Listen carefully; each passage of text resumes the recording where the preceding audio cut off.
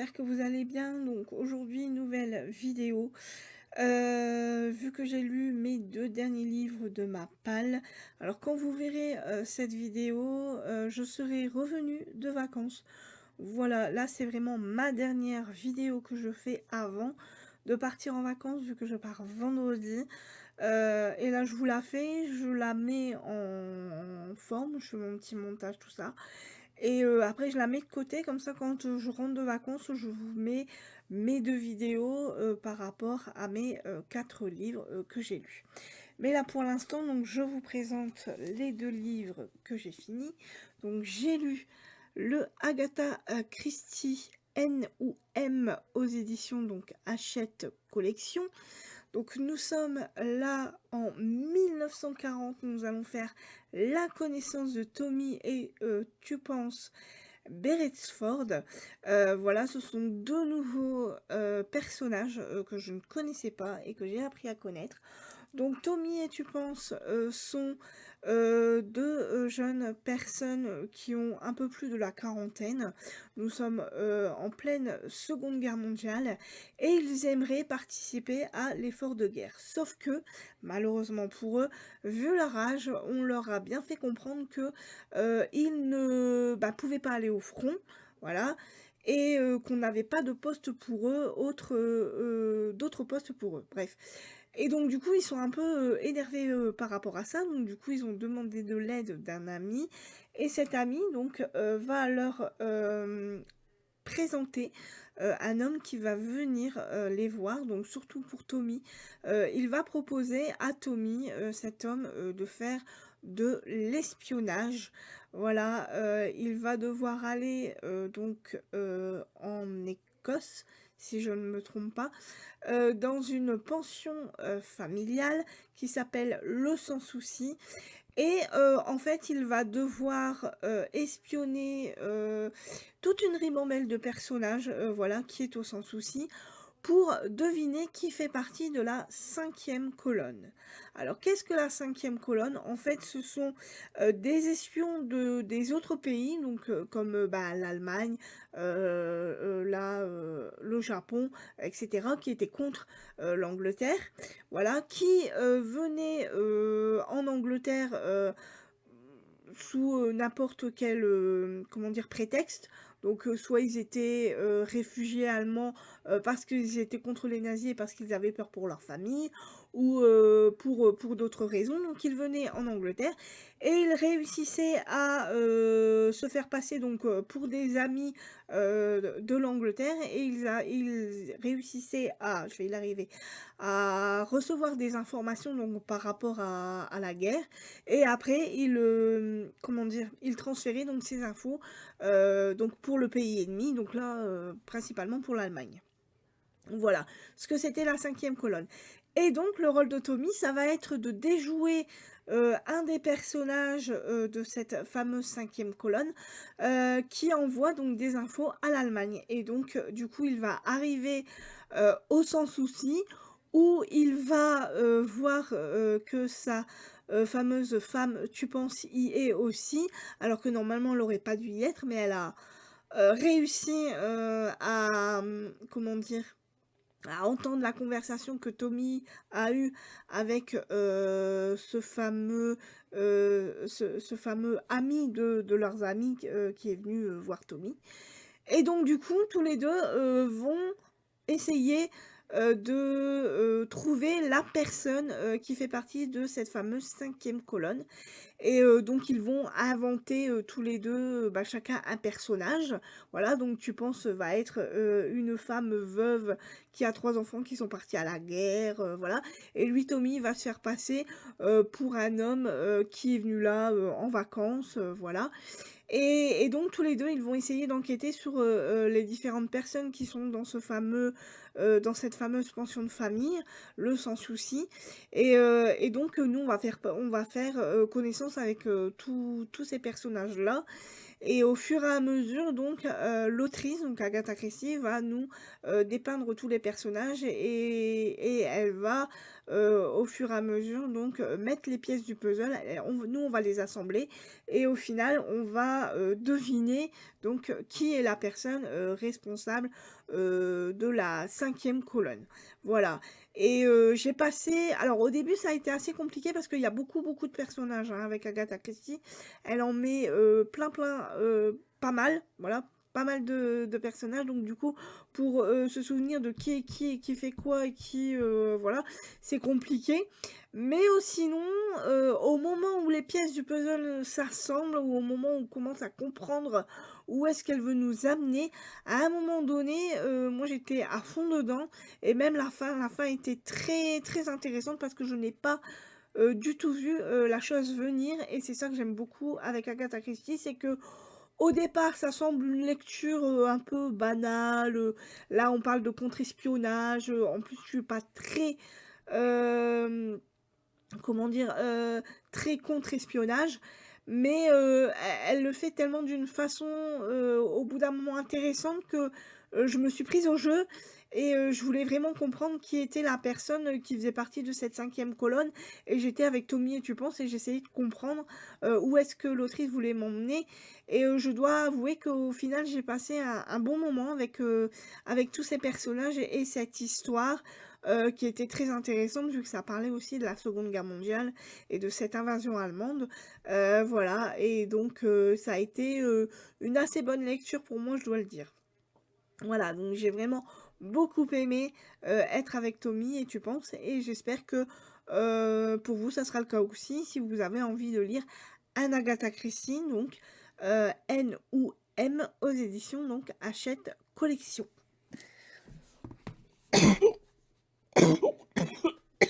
Excusez-moi, je vais boire un coup.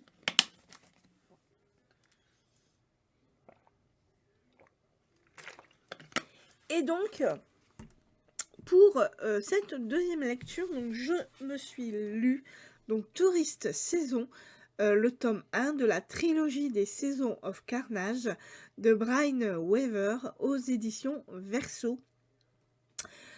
Que j'ai beaucoup aimé. Voilà, ça a été compliqué au départ. Parce que Brian Weaver, je ne la connaissais pas en tant qu'autrice. D'ailleurs, je croyais que c'était un homme et non pas une femme. J'ai eu un peu de mal au départ avec sa plume et avec son histoire. J'arrivais pas à rentrer dedans. Et puis, au final, elle a fini par avoir ma curiosité et j'ai fini par vraiment rentrer dans l'histoire et je dois dire que je me suis régalée, avec, cette histoire. Donc nous sommes là à Carnage, dans une petite ville balnéaire, enfin à Cap Carnage, pardon. Dans cette petite ville balnéaire où nous allons faire la connaissance de Harper. Harper qui est une jeune femme qui vit depuis quelques années dans cette ville, pour une raison bien précise. Elle va nous le dire au fur et à mesure de l'histoire. Elle est jardinière, elle travaille pour un homme âgé, Arthur Lancaster, qui vit dans son manoir. Arthur Lancaster a une maladie, il a la maladie d'Alzheimer, donc il perd un peu la mémoire, voilà. Et en fait, il reste Arthur et son petit-fils Lucas, qui habite aussi à Carnage. Mais Lucas, lui, n'a pas vraiment le temps de s'occuper de son grand-père, vu qu'il veut restaurer la distillerie Lancaster qui se trouve aussi à Cap Carnage. Mais pour ça, donc, il faut qu'il fasse beaucoup de travaux dans cette, comment dire, dans cette distillerie. Il y a beaucoup de travaux à faire. Et donc, il ne peut pas vraiment s'occuper de son grand-père. Donc il a demandé à Harper si elle pouvait s'en occuper. Harper est tout à fait d'accord vu qu'elle s'entend très très bien avec Arthur. Donc elle s'occupe du jardin et elle s'occupe aussi d'Arthur. Voilà, et on va faire aussi la connaissance de 2 autres personnages dans cette histoire. On va faire la connaissance de Nolan. Nolan qui arrive à Cap Carnage, qui lui est là pour une raison bien particulière. Il est venu pour se venger. Et pas de n'importe qui, il est venu pour se venger de Harper, car apparemment, elle aurait commis un acte abominable et elle aurait détruit la vie de Nolan et donc il est là, il est venu à Cap Carnage tout simplement pour se venger d'elle. Sauf que, il va, rencontrer inopinément, Harper sans savoir au départ, que c'est elle et donc ils vont commencer à se parler et on va sentir, qu'il y a de l'électricité dans l'air qui va arriver, car c'est un coup de foudre qui va arriver entre Harper et Nolan. Sauf que quand Nolan va apprendre que la fille à qui il est en train de parler est Harper, il va changer son fusil d'épaule et là il va se dire: «Mince, je viens d'avoir», alors pour l'instant il ne se dit pas que c'est un coup de foudre et il va, s'en rendre compte bien plus tard. Mais il sent que, il y a de l'électricité entre eux, il a envie de lui parler, il a toujours envie d'être avec elle et du coup, au bout d'un moment, il va se dire: «Oui, bon, moi, ça y est, je suis tombé amoureux de la fille, que j'ai envie de tuer». Voilà, et ça va lui poser beaucoup de problèmes. Mais on va dire que Harper et lui, s'entendent tellement bien, ils sont tellement dans le même objectif, on va dire, ils ont un objectif commun et donc du coup, ils vont, bah, c'est comme ça qu'ils vont apprendre à se connaître et c'est comme ça que leur sentiment, va être de plus en plus profond et on va voir, cette petite romance arriver et ça va être une romance, assez particulière, je dois avouer. Voilà, mais en attendant d'en parler plus, je vais aussi vous présenter un autre personnage qui va arriver dans l'histoire. Il y a Sam, qui est un personnage, qui va arriver aussi à Cap Carnage en même temps que Nolan, qui lui est un personnage, qui est venu un peu, hem, mettre un peu, la ville de Cap Carnage un peu sans dessus dessous, voilà. Parce que en fait, c'est un enquêteur, comment on appelle ça? Un pseudo-enquêteur, voilà, il a créé, heu, un groupe, qu'il appelle les fins limiers, pardon. En fait, il a créé ce groupe, car, il, recherche donc avec, certaines, personnes du groupe qu'il a créé, des meurtriers, voilà, il a envie, de retrouver des meurtriers qui ont commis, bah, bien évidemment des meurtres et qui n'ont pas réussi à être retrouvés par la police. Et il a cette mission, il arrive à Cap Carnage car il a un objectif en tête. Il veut retrouver la plume, un meurtrier, qui a commis, certains meurtres, voilà, et dont la police n'a pas réussi à choper, tout simplement. Ils n'ont pas réussi à choper cette personne qui se fait appeler la plume et donc Sam a un objectif bien précis, c'est de retrouver, ce meurtrier et de le remettre à la justice. Sauf que, hem, il pense savoir qui est la plume, mais il se trompe et avec, et Harper et Nolan vont tenter de, comment dire? D'évincer, Sam, de Cap Carnage, car Harper le sait, si Sam découvre le secret d'Harper et d'Arthur, donc le petit vieux qu'elle soigne, ça pourrait mettre à mal, toute leur vie. Voilà. Donc avec Nolan, ils vont essayer, tenter, de faire dévier l'enquête, de Sam, voilà, tout au long de l'histoire et ça va être vraiment très ardu parce que, Sam a des moyens, pas très légaux, mais voilà, il utilise ses moyens pas très légaux pour essayer de faire sortir le loup du bois, si on peut dire ça comme ça. Voilà et ça va être, une histoire, vraiment, très, très bonne, excellente. C'est une excellente histoire. Alors par contre, je tiens à vous prévenir, il y aura beaucoup de scènes très explicites dans ce livre. Hem et comment vous expliquer ça? Alors tout le monde connaît à peu près, les 50 nuances de Grey. Vous voyez qui est Christian Grey. Vous voyez, les 50 nuances de Grey. Et ben, les 50 nuances de Grey, c'est du pipi de chat par rapport à ce qu'il y a aux scènes de sexe qu'il y a dans ce livre. C'est vraiment du pipi de chat. par rapport à ces scènes qu'il y a dans le livre. Ce sont des scènes de SM, mais alors vraiment explicites de chez explicite. Et c'est, vraiment, comment dire? Assez particulier, voilà, c'est très particulier, les scènes de sexe qu'il y a dans ce livre et franchement, c'est oui, par rapport à Christian Grey, aux 50 nuances de Grey, c'est vraiment du pipi de chat. Voilà. Donc si vous avez envie, de découvrir la plume de l'autrice, donc Brine, Weaver, et si vous avez envie, de connaître l'histoire, de, Harper et Nolan et de leur petite histoire d'amour, n'hésitez pas à lire ce livre si vous n'êtes pas contre les scènes, très explicites. Voilà. Et si vous avez envie, de lire de l'humour noir, si vous avez envie de découvrir la petite ville balnéaire de Cap Carnage, n'hésitez pas à lire ce livre car c'est du très bon, livre. Surtout que, le tome 2 est alors je crois qu'il est sorti, je ne suis pas sûre.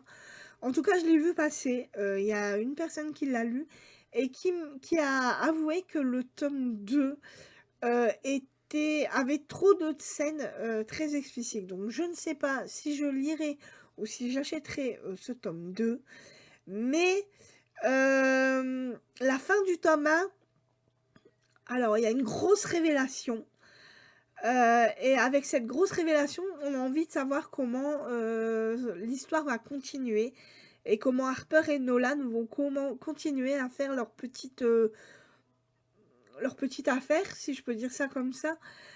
Et donc du coup, ça donne quand même envie, d'aller voir le tome 2, mais en sachant que dans le tome 2, il y a un tout petit peu plus de scènes, très explicites, et que, la personne qui a lu le tome 2 a dit que ça l'avait, relativement bien gênée parce qu'il y en avait beaucoup trop. Du coup, je ne sais pas, si je lirai le tome 2, mais en tout cas, si je l'achète et si je le lis, je vous en parlerai bien évidemment, ne vous inquiétez pas. Donc voilà, pour mon ressenti pour Touriste saison de Brine Weaver aux éditions Verso. Voilà pour mon dernier bilan lecture, donc j'espère que celui-ci vous plaira. Alors, je vais vous dire le livre que je suis en train de lire et que je vais prendre pour mes vacances. Mais bien évidemment, vous le verrez après, je serai rentrée de vacances. Donc, je ne vais prendre qu'un livre. Voilà, parce que ce livre est une vraie bricasse. Je vais lire le livre de Robert Galbraith, alias J.K. Rowling, voilà, qui nous a écrit la suite de l'enquête de Cormoran Strike, Sang d'encre aux éditions, donc le livre de poche. Et ce livre est une vraie bricasse, vu qu'il fait un peu plus de 1400 pages. Voilà. Donc je vais me lire cette bricasse pendant toutes mes vacances et pendant mes 2 semaines. Et je vous en dirai un petit peu plus quand je l'aurai fini, quand je serai bien évidemment rentrée de vacances. Voilà. Et je n'ai pas l'intention de prendre d'autres livres que celui-ci. Donc voilà pour mon petit bilan lecture et voilà pour ma prochaine lecture. J'espère qu'elle vous plaira. Je vous souhaite en tout cas un presque bon week-end vu qu'aujourd'hui nous sommes mercredi. C'est bientôt la fin de la semaine. Je vous souhaite en tout cas de très bonnes vacances pour ceux qui partent en vacances. Je souhaite un bon courage pour ceux qui ont repris le boulot. Voilà, et je vous dis moi donc à dans 2 semaines pour un nouveau bilan, pour des nouveaux bilans lecture, pour des nouveaux book hauls et pour des nouvelles vidéos. Bye bye!